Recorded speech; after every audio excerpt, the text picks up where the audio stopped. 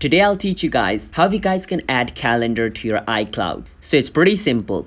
You want to go inside your phone setting. From inside your phone setting at the top, it is going to show you your iPhone's name. So my iPhone's name is Jake, so I will click on that. You need to click on your iPhone's name. From over here, you can see the option called iCloud. Click on iCloud. And from inside iCloud, you want to click on where it says show all. And the show all button is right below where it says app using iCloud. So right beneath app using iCloud, click on show all. Now from over here, you want to scroll a bit down and you are going to see the option called calendar. Once you see calendar, make sure it's on. So right now my calendar has this option on, which means it's already added in iCloud. But if this was off, that means it was not added in iCloud. So I need to click on it and turn it on and it will be added to iCloud. So that is how you guys can add calendar to iCloud. So if you guys found our video helpful, hit the subscribe to our channel one step for future calendar related videos like this. And if you guys have any question, you can feel free to ask us in the comment. I'll be happy to answer you guys. I'll see you guys in my next video. Until then, bye bye and have a nice day.